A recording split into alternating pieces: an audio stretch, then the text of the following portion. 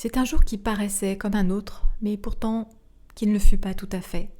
Mais un jour comme ces autres jours, si rares et si précieux, où tu as vécu une de ces micro-épiphanies. Bon, arrêtons de limiter les choses, une épiphanie. Où soudain, quelques mots, un concept, une personne, une sensation, t'a amené à la révélation que oui, il existait quelque chose de plus grand que toi, moins limité, quelque chose d'excitant, qui te faisait briller les yeux, qui te faisait comme des papillons dans le ventre. Non, t'as jamais rien compris à cette expression. Plus des chatouilles dans le ventre, dans les mains, ces petits tingles qui te donnent envie de danser, de chanter, de sourire. Ah, ça y est, ça y est, ça y est. Mais oui, c'est ça. Mais oui, c'est ça. En fait, c'est un eureka. Des eureka, il n'y en a pas tous les jours, et heureusement, sinon tu ne les savourerais pas autant. Mais ces jours-là, ils sont comme des bouffées d'oxygène, des piqûres de rappel à la vie. Non, tu n'es pas toute seule. Non, tu n'es pas toute seule à rêver, t'émerveiller. Tu n'es pas toute seule à t'indigner des mêmes choses. Tu n'es pas toute seule à avoir ces mêmes idéaux. Tu n'es pas toute seule à avoir eu ces intuitions sur ce qu'on vit collectivement. Tu n'es pas toute seule. Au contraire, ce que tu sens de plus singulier au fond de toi est sûrement ce que tu as de plus humain en toi. Alors il y a eu ce jour, entre autres. Tu aurais dû les noter sur un carnet vraiment, mais quand même. Rien qu'en évoquant les noms, tu te rappelles. Ce jour où tu as découvert l'autrisme. C'était quand même un sacré clin d'œil à l'autisme. Tu t'es dit, tiens, un peu d'air dans l'autisme, un peu de respiration, autre chose, qu'est-ce que c'est ?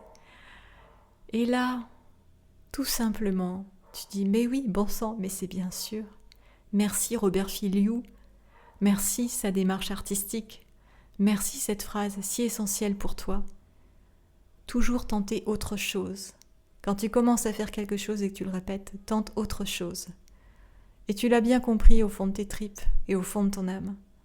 Et ça n'a rien à voir avec ces soupes de développement personnel où on te dit de sortir de sa zone de confort, essayer autre chose. Non, c'est pas ça. L'autrisme, c'était éviter de tourner en rond autour de soi-même, autour de son nombril. C'était se départir de son ego, retrouver l'esprit du débutant. Tout simplement. Revenir dans cette rigueur de l'ouverture au monde. Cette rigueur parce qu'elle te demande de ne pas te laisser endormir par les messages bien pensants autour, par la culture de masse, par tout ce qui concerne 100%. Donc ça a été une grande joie. Et maintenant tu te dis, tiens, un truc que je vais faire, c'est de noter tous ces trucs que j'adore, ces mots que j'adore, qui me font tellement de bien. C'est pas des concepts pour moi, c'est tellement vécu, c'est ça que tu te dis, c'est tellement senti. C'est un tel plaisir de sentir que quelqu'un d'autre, même très loin, même très longtemps avant, même mort, ou même qui ne parlait pas ma langue, ou même pas autiste du tout, on s'en fiche. Quelqu'un d'autre a senti ce que toi tu as senti et a su mettre des mots dessus. Et tu peux te relier à ça, parce que c'est tellement vivant pour toi, c'est tellement concret. Ah, autre chose, arrêtez de s'enfermer dans des cases. Et arrêtez de s'enfermer dans ce discours tellement niaiseux qui dit tout le temps « Il faut pas s'enfermer dans des cases, les étiquettes ça veut rien dire ».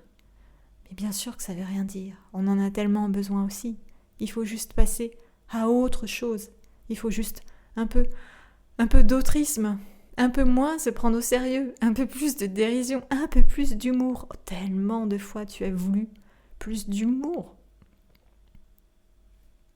dans le discours des personnes autour de toi, qui croyaient que leur petite vie tournait autour de leur spécificité neurocognitive ou émotionnelle, ou traumatique, ou géographique, identitaire, que sais-je, tellement de sérieux, tellement d'identification au moi.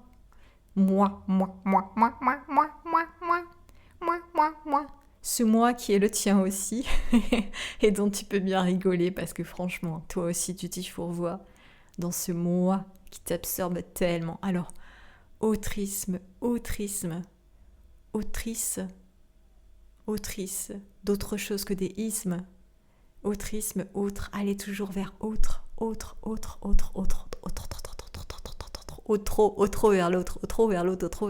vers l'autre.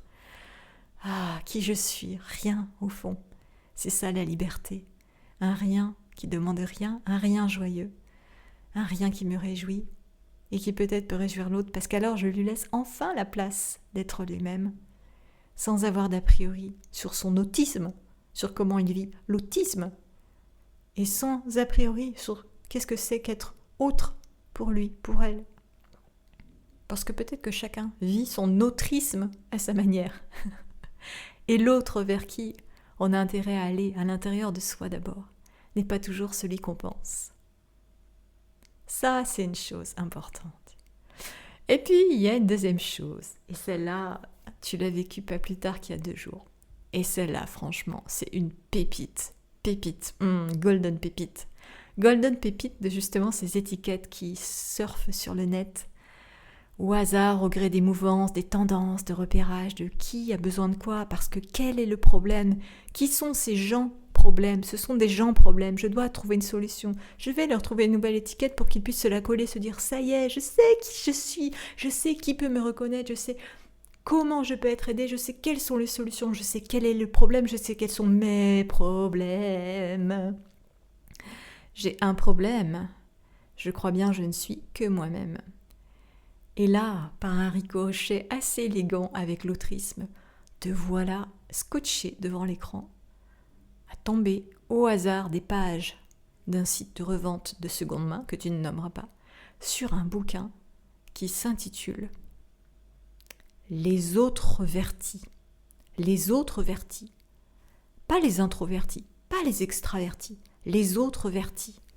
Waouh, c'est quoi ça? Piqué par la curiosité, comme toujours, parce que tu peux pas t'en empêcher. Même si tu sais, les 3/4 du temps que tu vas rien découvrir, ça va être du bullshit. Quelque chose dans ton cerveau t'excite encore, t'as besoin de te dire qu'est-ce qu'ils ont encore inventé.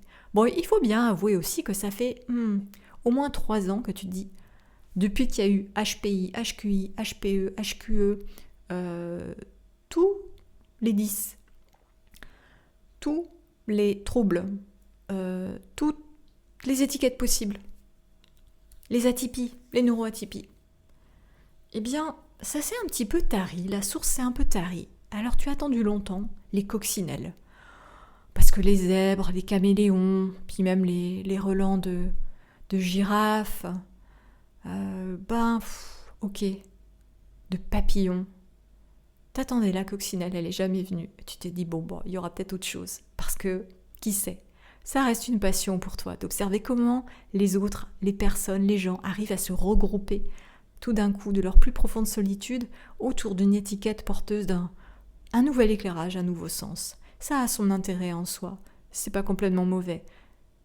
C'est pas que tu t'en moques tant, tu t'en moques pas parce que t'es pas méchante, mais ça te fait quand même rire, et tu t'en moques pas parce que tu t'en fiches pas non plus, parce que ça dit quelque chose de ce qui se passe au dehors et au dedans de toi aussi, parce que simplement tu es curieuse de savoir comment les gens vont réussir un jour peut-être à dire rien du tout, juste je suis, point. Est-ce que ce jour arrivera ? Ok, déjà, tant que tu l'as pas fait toi-même, tu peux pas accuser les autres. Bref, autre verti, waouh, tu cliques.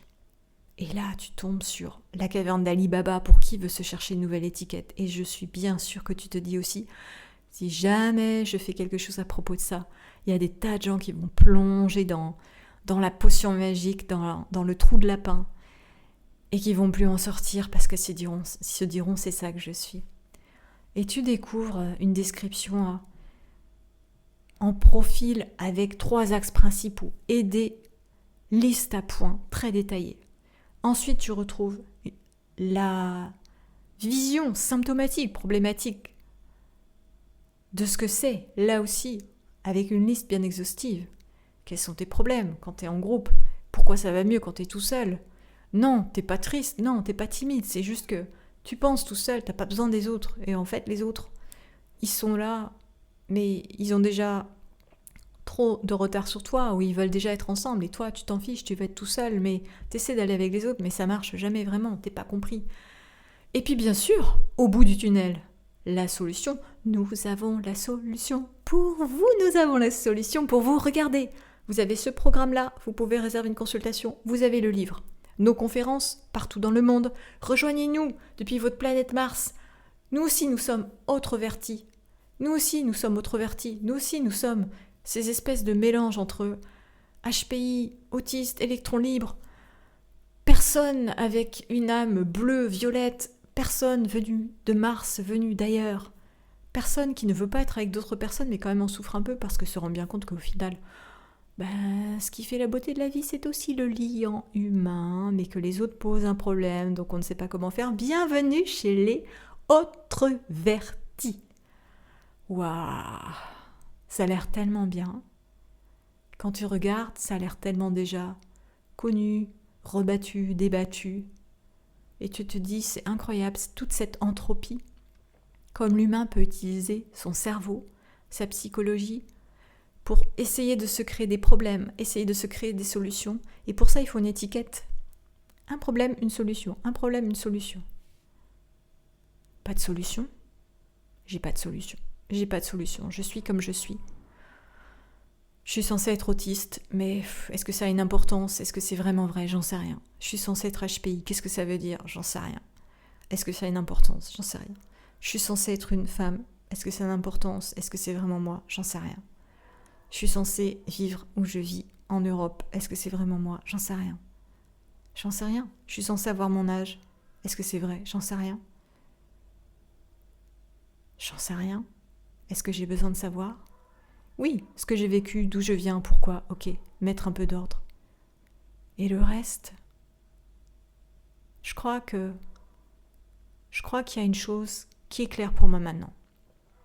C'est ça que tu te dis. Il y a une chose qui est claire pour toi maintenant. Ça n'arrive pas tous les jours. Il y a une chose qui est claire pour moi maintenant. Je suis vraiment plus intéressée pour rencontrer des gens qui se définissent en premier lieu à travers une étiquette qui se termine par verti ou iste. Et s'ils le mentionnent, c'est pas grave en fait. Mais juste, je veux pas fonder une rencontre là-dessus. Ça n'a aucun sens pour moi. Car je suis toujours autrement que ce que les autres croient que je suis à cause de cette étiquette. Je suis autre chose que l'étiquette ils croient pouvoir apposer sur moi. Et si je m'en réfère à la liste de tous ces symptômes, problèmes, capacités, pouvoirs, faiblesses, imputés à tous ces istes, je vois juste 2% de ce que la personne en face de moi est. Parce que je vois bien autre chose, je vois bien plus loin, je vois bien plus large, je vois bien plus singulier, bien plus ouvert, bien plus ouvert, bien plus ouvert. Alors je sais pas quel est le but. Mais moi je suis juste moi. Souvent c'est compliqué, et en même temps j'ai jamais trouvé plus simple. Aucun manuel, aucun diagnostic ne m'a jamais aidé plus que me dire « je suis juste moi, et j'apprends à vivre avec moi ». Pour laisser les autres vivre comme ils sont. Et Dieu sait que c'est pas une sinécure, mais c'est ça aussi qui m'apporte de l'excitation et de la paix. C'est ça que tu te dis ce matin, et tu te dis bon, est-ce que c'est plus clair? Peut-être un peu quand même. Mais tu te dis qu'au fond, tu l'as toujours su, mais que ces errances à travers ces étiquettes, c'était juste une manière de continuer à poursuivre le coulage dans le moule parce qu'en fait les autres préfèrent que tu aies une étiquette pour pouvoir te reconnaître parce qu'ils ont tellement peur de faire le chemin vers toi, ils ont tellement peur de se dépareiller eux-mêmes du groupe, ils ont tellement peur d'être tout seul face à toi, juste une rencontre de 1 à 1 sans étiquette. Oh, wow. Ça, c'est autre chose.